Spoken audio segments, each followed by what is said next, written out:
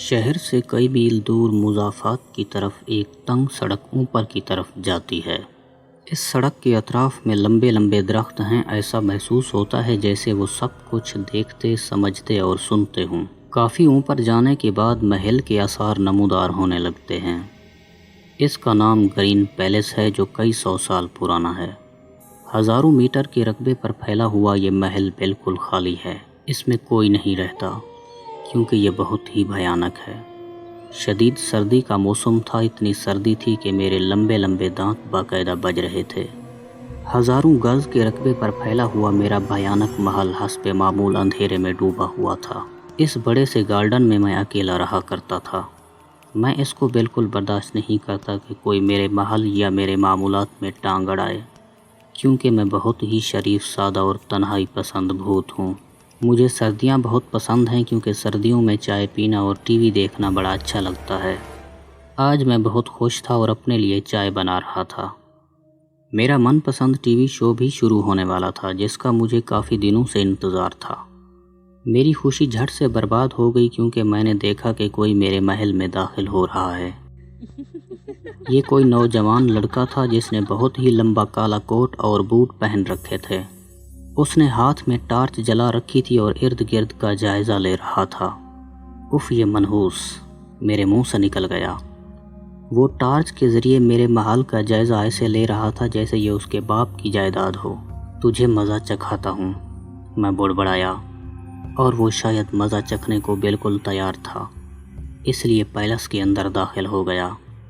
मैं उसकी हिम्मत पर हैरान हो रहा था क्योंकि मेरा महल इस कदर खौफनाक और डरावना था कि लोग दिन के वक्त भी इसके पास से नहीं गुजरते थे। रात के वक्त तो इसकी वहशत और बढ़ जाती थी। लोग इससे इतना खौफज़दा थे कि वो मेरे इस महल को आसिफ ज़दा कहने लगे थे। इस लड़के ने हाथ में पकड़ा हुआ बड़ा सारा बैग एक तरफ रख दिया और इसमें से चार्जिंग लाइट निकाल कर जला ली। अब मुझे इसकी शक्ल साफ साफ नज़र आ रही थी।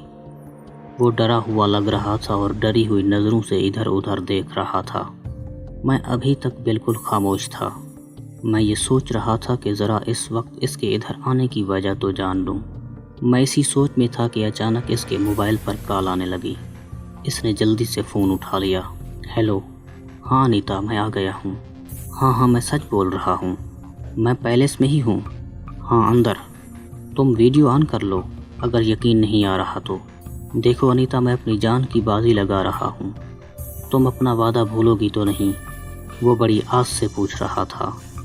अब मुझे मामला समझ में आ गया क्योंकि वो किसी से शर्त लगा कर महल में आया था, और ये कोई पहली मर्तबा नहीं हुआ क्योंकि बहुत से लोग मेरे महल की सैर को आ चुके थे। लेकिन इस वक्त शदीद गुस्से से मेरा मीटर घूम गया। कम बख्तों ने मेरे आसिफ ज़दा घर को मजाक बना लिया था। जिसे देखो शर्त लगा कर इधर घुस जाता था। वैसे तो मैं घूमने फिरने वालों को तंग नहीं किया करता था, बस हल्की फुल्की शरारत, जैसे इनके करीब से अपना साया दिखाकर गुजर जाना, या फिर इनका सामान वगैरह बखेर देना, या फिर सामान की जगह बदल कर पंखे या दरख्त पर लटका देता था। लेकिन अगर कोई मुझे ये कहे कि आभूत मुझे मार, तो फिर बस।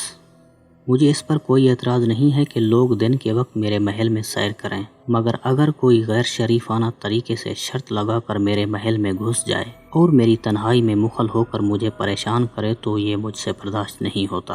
और बात सिर्फ मेरी नहीं बल्कि कोई कितनी भी शर्मीली चुड़ैल हो या कोई शरीफ भूत क्यों न हो, वो ऐसे शरपसंद लोगों को मज़ा ज़रूर चखाएगा। तकलीफ से मेरा बुरा हाल था। उस लड़के ने मेरे काफ़ी के मग और मेरे टीवी प्रोग्राम का सारा लुत्फ बर्बाद कर दिया था, और तो और कमबख्त ने अपना सारा सामान भी मेरे ही कमरे में ला कर रख दिया था।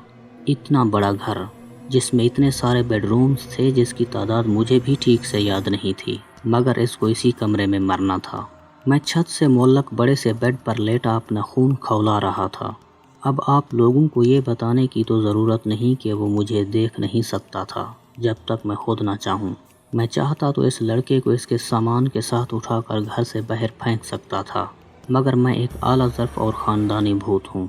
मैंने कभी किसी को हाथ नहीं लगाया, सिर्फ डरा कर ही भगा देता हूँ। मैंने झांक कर देखा, वो इंतहाई इन्हमाक से अपने मोबाइल पर किसी की तस्वीर देख रहा था, किसी लड़की की। मैंने गौर से झांका मगर लड़की की शक्ल मुझे ठीक से नज़र नहीं आई। میں اپنا چشمہ لاؤنج میں بھول گیا تھا۔ دراصل 200 سال کی عمر سے میری نظر کمزور ہو گئی تھی۔ مجھے دور کی چیزیں زیادہ صاف نظر نہیں آتی تھیں۔ شاید یہ میرے ٹی وی زیادہ دیکھنے کا نتیجہ تھا، ورنہ اس کم عمری میں آنکھیں کمزور ہو جانے کا تو کوئی سوال پیدا نہیں ہوتا۔ پھر مجھے ایک شرارت سوجی۔ میں اپنے بستر پر آگے کی طرف جھکا اور کہا، خوش آمدید نوجوان۔ وہ بری طرح ڈر گیا۔ کون ہے کون ہے؟ وہ ڈر کے مارے ادھر ادھر دیکھنے لگا۔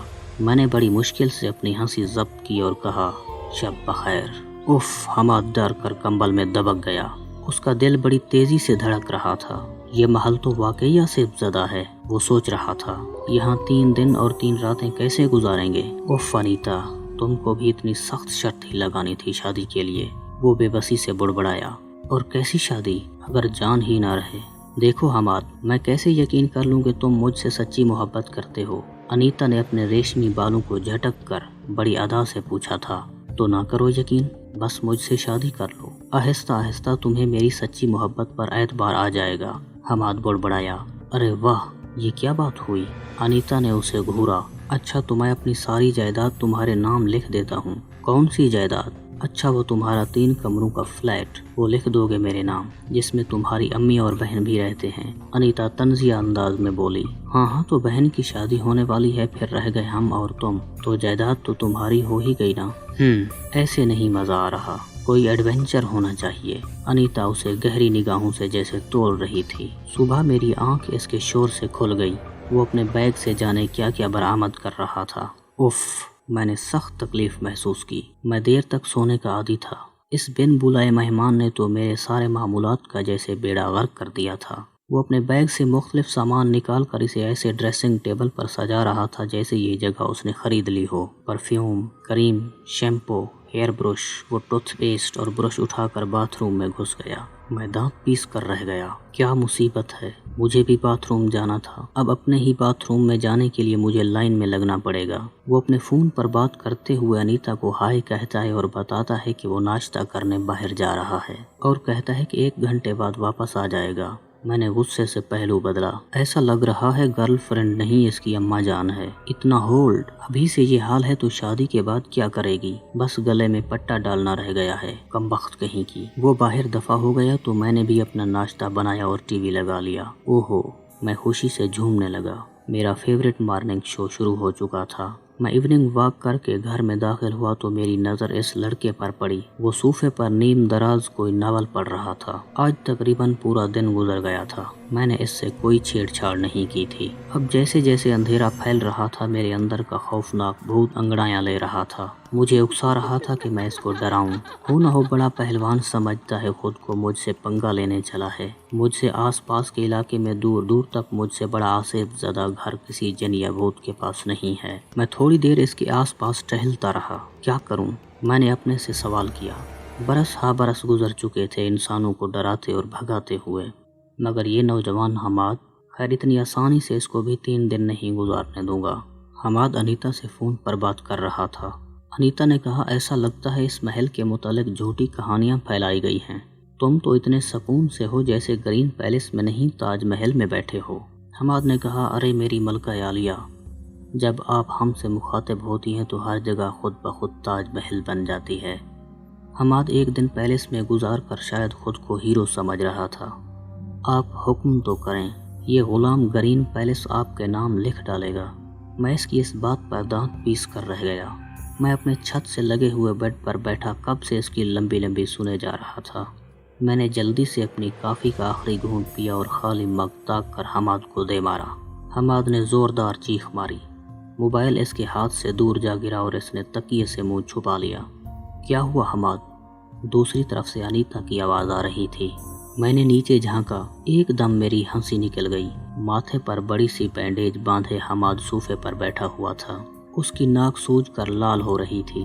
وہ بڑا ہی خوف زدہ لگ رہا تھا۔ مسلسل ڈری ہوئی نظروں سے ادھر ادھر دیکھ رہا تھا۔ اس کے فون کی گھنٹی بجی تو بری طرح اچھل گیا۔ ہیلو امی، وہ رونے والا ہو گیا۔ جی امی میں ٹھیک ہوں امی، آج 2 دن تو ہو گئے ہیں، بس 1 دن باقی ہے۔ حماد نے اپنی امی سے کہا، اس کمینی کا کیا جائے گا بیٹا اگر تمہیں کوئی نقصان پہنچا تو؟ حماد کی امی نے فون پر بات کرتے ہوئے اسے کہا، मगर मैं भी भला क्या कर सकता हूँ जब ये लड़का खुद ही कुएं में छलांग लगाना चाहता है। मैं अपने उसूलों के आगे किसी की नहीं सुनूंगा। मैं इसको आराम से वापस नहीं जाने दूंगा। मैं इसको मज़ा चखा कर रहूंगा। मैं इसको अपने घर में घुसने की सज़ा ज़रूर दूंगा। मैं अपने बेड पर पड़ा हुआ ये सब सोच रहा था। आज रात मेरा पसंदीदा प्रोग्राम दोबारा शुरू हो रहा था और मैं बहुत खुश था। लेकिन हमाद और अनीता की बहस ने मेरा सारा शो गारत कर दिया। अनीता ने उसे धमकी दी अगर एक दिन भी पहले वापस आए तो मेरी तरफ से इनकार होगा। हमाद इस पर दांत पीस कर रह गया। हमाद ने कहा, अगर मैं 3 दिन के बाद बाहर न आ सका तो फिर मेरी अम्मी तो मेरा रास्ता देखती रह जाएंगी। इसकी आवाज़ भर आई। अनीता ने कहा, हमाद, सच्ची मोहब्बत तो तुम सिर्फ अपनी अम्मी से करते हो। इधर तुम अम्मी कहते हो, उधर तुम्हारी आवाज़ भर आती है। अनीता बुरी तरह जल गई। हमाद ने कहा, क्या अभी भी तुम्हें मुझ पर शक है? अनीता ने कहा, हाँ शक है। अगर तुम मुझसे सच्ची मोहब्बत करते हो तो तुम्हें 3 दिन महल में गुजारने पड़ेंगे। मैंने झांका। हमाद वीडियो कॉल पर बात कर रहा था। मुझे शरारत सूझी। दूसरी तरफ अनीता मुझे नजर आ रही थी। मैंने सिर्फ चंद सेकंड के लिए हमाद के पीछे से झांका और अपनी झलक अनीता को दिखा दी। इस पर सबका तारी हो गया। हमाद, तुम्हारे पीछे क्या है? भूत, भूत। मैंने उसे आंख मार दी। वो चीख कर बेहोश हो गई। ये लड़की कौन है? मैं इसे याद करने की कोशिश कर रहा था। उसकी शक्ल जानी पहचानी लग रही थी। अचानक मुझे याद आ गया, मैं इसकी तस्वीर को पहले कहीं देख चुका हूँ। ये तो वही लड़की है जिसकी शर्त पूरी करने के लिए पहले भी 2 नौजवान मेरे पैलेस में रुकने आए थे, जिनको मैंने डरा कर पागल कर दिया था। उस लड़की ने तो खेल ही बना रखा था। ये तो सचमुच अपने आशिकों को पागल कर देती थी, और वो भी मेरे जरिए से। उफ, कितनी बुरी लड़की है ये अनीता। कितना गरूर है इसको अपने हुस्न पर। मैं इसको सजा दूंगा, मगर क्या? आखिर क्या करूं? और आखिर मुझे तरकीब सूझ ही गई। हमाद बहुत खुश था। उसने पूरे 3 दिन और 3 रातें इस भूत महल में गुजार ली थीं, और अब वो अपना सामान पैक कर रहा था, गुनगुनाते हुए। भूत ने इसे बस थोड़ा सा डरा दिया था, और बस थोड़ी सी ही चोट लगी थी। इसने अपने माथे पर बंधी हुई पट्टी को छुआ। कोई बात नहीं, मोहब्बत में तो बड़े बड़े जख्म खाने पड़ते हैं। वो मुस्कराने लगा। हमाद ने अपना सारा सामान पैक कर लिया था। इसने कोट और जूते पहने और महल से बाहर जाने लगा। बाहर शाम के साए गहरे हो रहे थे। दूर तरफ फैले दरख्त सर झुकाए हुए सख्त उदास महसूस हो रहे थे। हर तरफ सन्नाटा और अंधेरा था। हमाद बहुत खुश था।